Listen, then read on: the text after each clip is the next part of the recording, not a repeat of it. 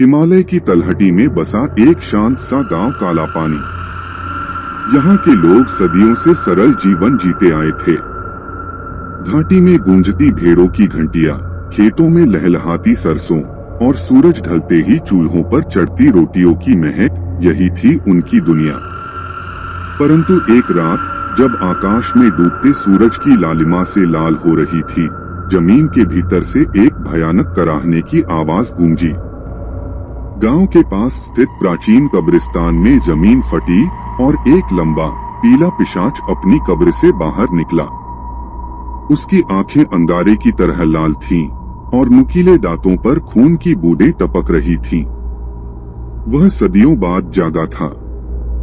अगली सुबह गांव में हड़कंप मच गया। गोपाल, गांव का चरवाहा, जंगल में मृत पाया गया। उसके गले पर 2 गहरे छेद थे और शरीर में खून का एक भी बूंद नहीं बचा था। गांव वाले डर से सहमे हुए इकट्ठा हुए। यह कोई जानवर नहीं, यह तो कोई राक्षस है, किसी ने चिल्लाया। गोपाल की मौत के बाद गांव की पंचायत जुटी। मुखिया के चेहरे पर माथे की सिलवटें और गहरी चिंता थी। हमें जंगल में शिकारियों को बुलाना चाहिए, एक व्यक्ति ने सुझाव दिया। नहीं, यह कोई जानवर नहीं, यह कुछ अलौकिक है, पंडित विद्याधर ने कहा। उनकी आवाज में कंपन था। पंडित ने लाश को देखा तो उनका चेहरा सफेद पड़ गया। यह निशान, यह पिशाच का काम है। सैकड़ों साल पहले मेरे पूर्वजों ने इसी कब्रिस्तान में एक पिशाच को दफनाया था। लगता है भूकंप ने उसकी मुहर तोड़ दी है। गांव वालों ने पंडित की बात पर विश्वास नहीं किया।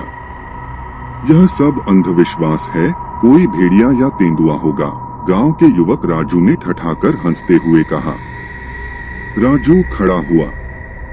मैं रात को पहरा दूंगा, देखता हूँ यह राक्षस कौन है। उसकी आंखों में अहंकार था। रात को राजू अपनी तलवार लेकर गांव के चौक में खड़ा हो गया। चांदनी उसकी मूंछों पर चमक रही थी। तभी उसे एक टहनी के टूटने की आवाज सुनाई दी। कौन है वहां? उसने झाड़ियों की ओर देखा। एक लंबी परछाई ने उसकी सांसें थाम दी। वह चिल्लाना चाहता था पर उसके गले से आवाज नहीं निकली। अगली सुबह राजू की लाश के पास उसकी तलवार टूटी हुई पड़ी थी, जैसे किसी ने उसे मोम की तरह मरोड़ दिया हो। रातें अब भय का पर्याय बन गईं। हर दूसरे दिन कोई न कोई गायब हो जाता। गांव की एक युवती मीरा की लाश नदी किनारे मिली। उसकी आंखें खुली हुई थी और भय से विकृत थी। गांव वाले घरों में कैद हो गए। दुकानें, खेत, मंदिर सब सुनसान हो गए। केवल पिशाच की दहाड़ रात भर गूंजती थी। एक रात गांव के बाहर रहने वाली बूढ़ी दाई माँ ने खिड़की से झांका तो देखा एक लंबी छाया उसके दरवाजे पर खड़ी थी। उसने चिल्लाना चाहा पर आवाज गले में अटक गई। अगली सुबह उसका घर खाली मिला। केवल दीवार पर खून से लिखा था, मैं तुम सबको मार डालूंगा। भय इतना बढ़ गया कि लोगों ने दिन में भी घरों से निकलना बंद कर दिया। बच्चे रोते रहते, औरतें माँ काली की पूजा में डूब गईं। गांव का हर व्यक्ति यही सोचता, क्या यह अंधकार कभी खत्म होगा? अब गांव में प्रेत बाधा जैसा माहौल था। कुत्ते रात भर रोते, बच्चों के बुखार नहीं उतरते। खेतों की फसलें मुरझाने लगीं, जैसे जमीन ने जीवन देना बंद कर दिया हो। एक रात गांव की विधवा सावित्री ने सपना देखा, एक पीली आंखें उसे घूर रही हैं और एक आवाज गूंजती है, तुम्हारा खून मीठा है। वह चीखती हुई जागी। उसकी बाह पर नीले निशान थे। पंडित ने उसके घर में हवन किया पर धुआं अचानक काला पड़ गया। आंगन में पिशाच की हंसी गूंजी। यह घर अब मेरा है, आवाज ने कहा। सावित्री ने गांव छोड़ने का फैसला किया। अगली सुबह वह जंगल के रास्ते निकली, लेकिन कुछ दिन के बाद उसकी चुनरी एक पेड़ पर लटकी मिली। उसके बालों में कीचड़ लगा हुआ था और खून सूख चुका था। एक दिन गांव के निर्भीक युवक वीर ने पंडित से पूछा, क्या इसका कोई अंत है? हमें लड़ना होगा, पंडित ने एक पुरानी पोथी निकालते हुए कहा। इसे मारने का एक ही उपाय है, इसका दिल लोहे के खंजर से भेदना पड़ेगा, जो मां काली के मंदिर में पवित्र किया गया हो। पर वह खंजर तो उसी कब्रिस्तान के मंदिर में दफन है, जहां यह पिशाच सोया था। वीर ने अपनी तलवार उठाई, चलिए हम वहां से खंजर ले आते हैं। पंडित ने सिर हिलाया, वह मंदिर अब पिशाच के अधीन है, वहां जाना मृत्यु को न्योता देना है। पर वीर अड़िग रहा।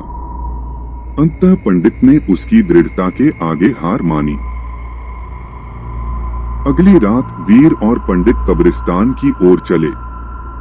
रास्ते में हर पेड़ की छाया उन्हें पिशाच लगती। टूटे हुए पत्थरों और जंगली झाड़ियों के बीच एक प्राचीन मंदिर का अवशेष था। उसकी दीवारों पर रक्त के निशान थे और हवा में सड़ांध खुली हुई थी। अंदर घुसते ही उन्हें एक ममी मिली, जिसकी छाती पर लोहे का जंग खाया खंजर गड़ा था। यही है, पंडित ने खंजर निकाला, लेकिन सावधान, पिशाच को हमारी महक आ गई होगी। तभी एक विदारक चीख हवा में गूंजी। पिशाच, जो अब तक छिपा था, दीवारों पर मकड़ी की तरह चढ़ता हुआ उन पर झपटा। वीर ने खंजर से वार किया, पर पिशाच बिजली की तेजी से पीछे हट गया। भागो, पंडित चिल्लाए। दोनों अंधेरे में भागते रहे। पिशाच की हंसती आवाज उनका पीछा करती रही। गांव लौटकर वीर ने योजना बनाई। पिशाच को अपनी ओर आकर्षित करने के लिए वह अगली रात खुले मैदान में खड़ा हो गया। हाथ में खंजर, गले में पंडित का बनाया रक्षा कवच। आधी रात को काले बादलों ने चांद को ढक लिया।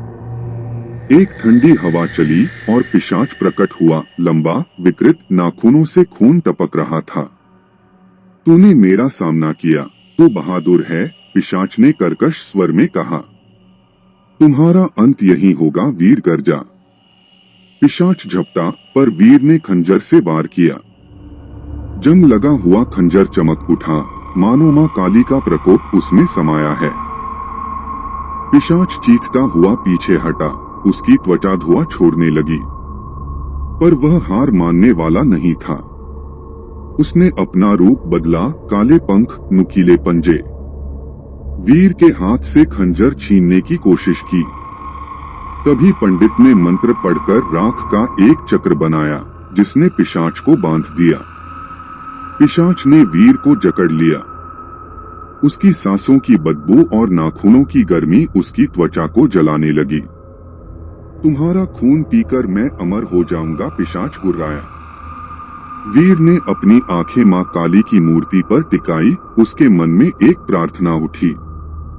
तभी खंजर चमका और पिशाच के हाथों को जलाने लगा और वीर छूट गया। पंडित ने अपनी माला तोड़ी और हवा में फेंकी। मोती पिशाच के चारों ओर घूमकर जाल बन गई। अब या कभी नहीं, वीर ने छलांग लगाई। खंजर छाती में घुसा, पर पिशाच ने अंतिम बार अपनी आंखों से काली ऊर्जा का विस्फोट किया। वीर का रक्षा कवच टूटा और उसकी छाती पर जलने का निशान बन गया। फिर भी उसने खंजर को पूरा धंसा दिया। वीर ने पूरी ताकत से खंजर पिशाच की छाती में उतार दिया। एक चीत्कार, फिर विस्फोट के साथ पिशाच का शरीर राख में बदल गया। हवा में उसकी आखिरी गर्जना गूंजी, मैं वापस आऊंगा। सुबह हुई तो गांव में उम्मीद की किरण लौट आई। पंडित और वीर को नायक बनाया गया। पर कब्रिस्तान के उस मंदिर में आज भी रात को कभी कभी एक छाया दिखाई देती है। कहते हैं, पिशाच की आत्मा अभी भी अपने अधूरे प्रतिशोध की प्रतीक्षा में है। तो यह कहानी यहाँ समाप्त होती है। ऐसी ही कहानियाँ सुनने के लिए हमारे साथ बने रहें। आपको कहानी अच्छी लगी हो तो लाइक करें, शेयर करें, सब्सक्राइब करें और कमेंट जरूर करें। आपके कमेंट हमें अच्छी कहानी बनाने के लिए प्रेरित करते हैं। धन्यवाद।